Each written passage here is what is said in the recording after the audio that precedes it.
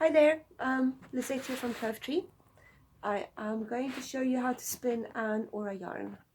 I've also heard this called a wolf yarn recently, so if you've heard it called that, let me know. Um, I've only heard it called that once ever, and I'm not sure if they're talking about the same thing. But it's good to know the different names of what we're talking about. So let me tell you a little bit about this yarn. It is a core yarn that you spin just like you would spin any other yarn. It is wrapped in this case, I'm using mohair, really thin carded mohair. You want a thin layer on it, really, there we go, just to create a halo. And then we have an auto wrap going on at the same time. Dropping some fluff here. For the core, I am using Shetland. This was picked.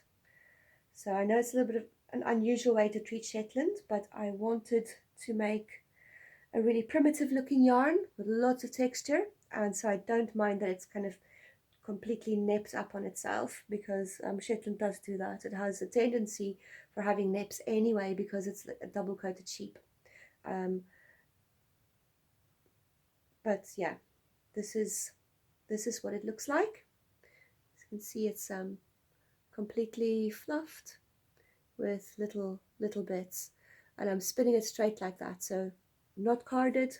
I have got over here, let me show you what this is. This is a yarn I spun from similar prepped Shetland, because I wanted to create a really primitive textural yarn.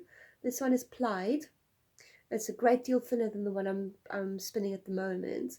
I'm spinning the aura yarn is super bulky, so this is what so you can see there's plenty of texture in there, and it has a really kind of really rugged primitive look. So from a rugged primitive uh, plyed yarn, we're going to single. Where is my wool? There we go. I've got a whole box full of it here. Just pull out a handful. With this method, you need to ply in two directions, apply a draft in two directions at the same time. You have to draft your core yarn, and you have to draft your mohair that wraps around the outside of it. So just let a thin layer of the mohair take place. So the auto wrap yarn is doing its thing between where I'm spinning and the orifice, so that it wraps around the mohair that I'm applying to the outside of the Shetland core. There we go. Keep drafting the mohair because I want it really thin, and I'm not too concerned about the texture of the rest. I don't want an even yarn. I just want a nice solid one that takes well and is cohesive. So there's a little bit of drafting happening with the Shetland. See, I let go of the mohair, and then we're off again. So this is definitely a stop and start kind of a yarn. With any single that you're not planning to ply later, you want to work quite close to the orifice so that you don't get too much twist in it. There we go, and off we go. So you can see the mohair is wrapping around the outside of the Shetland core as I'm spinning. My two drafting hands are quite close together to each other. So here we go, and I'm spinning right here. So there goes the mohair. Oh my gosh, Angelina, how did that get in there? So I'm drafting over here. I'm going to apply a little bit more mohair onto it in a second. So I'm letting it be all bumpy and lumpy. It really gives a lot of life to this yarn. In fact, these yarns are so organic looking that there's almost feels like they want to crawl onto the bobbin. It's not a particularly tricky method to understand, but the trick in this one is to actually just practice until you feel comfortable with doing two things instead of one. There we go. So here comes the mohair around the Shetland core again, and you can see the little bumps that are forming there because of the naps and the nature of it. Yeah, you wouldn't really want to pick a Shetland ordinarily, but for this method it's just about perfect. You can spin straight from the fleece as well. I've done this yarn with dyed wool that I've done this yarn with dyed wool that I've just spun straight from the from the from the lock, and it really gives a lovely texture as well. I usually use undyed mohair, but I've done ones with dyed mohair as well. It actually prevents the core yarn from being quite as obvious. So it really just depends on what you want from your yarn. Because I am working only in naturals for Tour de Fleece, I'm using a solid natural colored fleece and the white mohair. I really love making this yarn with lots of different colors in it. It really pops.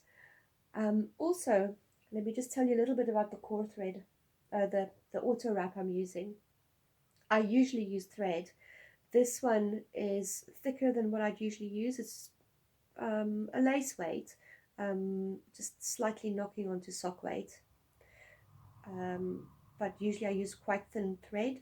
It's really great if you can find something with sparkle in it. And because this one is hand spun, it does have a tendency to kind of roll up on itself, to ply itself along the way. So I need to tug on that. If I had my smarts about me, I would have spun this in an S direction to actually relax the auto wrap a little bit, but no, I started off in Z direction and then thought maybe I should have spun S, but here we go. It still works. It still makes a nice yarn. I've cheating a little bit with the auto wrap because it's not a natural color. This is a hand dyed yarn that I spun. It's got lots of nice colors in it. It's kind of coral blue, and you can maybe see a little bit of yellow popping down at the bottom there. I really like working with yarns that has variegated colors throughout the yarn, because every single little bit that you get to looks different. As soon as there's a color change, there's a kind of a mood change of the yarn that you're making. So I get quite a buzz out of working with different colors. I enjoy every single moment of change in a yarn. There we go. So you can speed up with this a little bit. Remember to keep your hands lower than the orifice. If you don't, your auto wrap will bite you.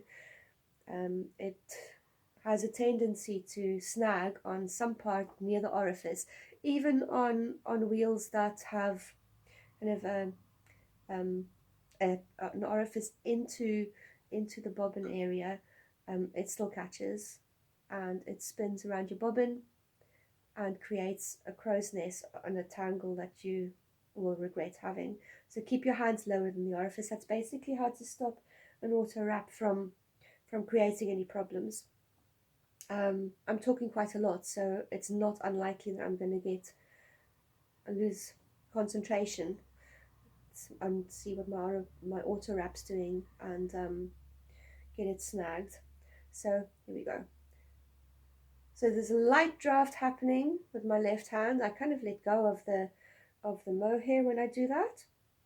I need another little piece. I've also been spinning my mohair slightly thicker, and there's not going to be any kind of regularity with this yarn. The halo yarn here, which is the mohair, because of an erratic drafting method used, and also because it forms differently over the little lumps and bumps of the core Shetland, it's not going to be regular. And the auto wrap, of course, just look, there we go, little plyed pigtail, and off we go. Oh, I've got another pigtail ply over there. Yikes. So that's basically what an aura yarn is. It's a core. You're spinning a core. You're simultaneously wrapping a halo of a different fiber around it. This one is actually quite fun if you use something like a silk hanky, because that creates a completely different look. It's almost stringy in the way that it spins around and settles in the thinner parts of the yarn. You know, of course, at the thinner part of the yarn is where the twist is. There's more twist than on the thicker parts, and the wrapping yarn actually kind of congregates in those areas and just adds to the texture of it. So I'm trying to spin so that there's a halo around the core, and I do this by almost throwing or pushing the mohair onto the core thread. So when it starts wrapping around, I bring my hand closer. So I pull away, and I have the mohair in my left hand. I draft away with my right hand, and then there we go. Take my right hand closer to create little bubbles of fluff that wraps the Shetlands. So remember that you want the core yarn to show through. It just gives you a multi-dimensional yarn. It is quite stunning. I will show you what it looks like on my bobbin before I say goodbye. Here we go. Okay, let's have a look. So that's what it looks like on the bobbin. Really funky textured yarn, and you can see how the auto wrap actually really adds to the look of it. I wonder if I can get a better angle. There we go. So this is chunky yarn on my hand. There we go. I think this one is probably about 4 wraps per inch, although that kind of varies. It's up to you how thick or thin you spin your yarn, obviously.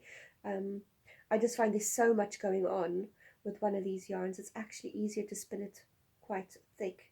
So if you try to draft this really thin, there's just not going to be enough time for you to be drafting and for the yarn to go onto the bobbin. But that's maybe just me.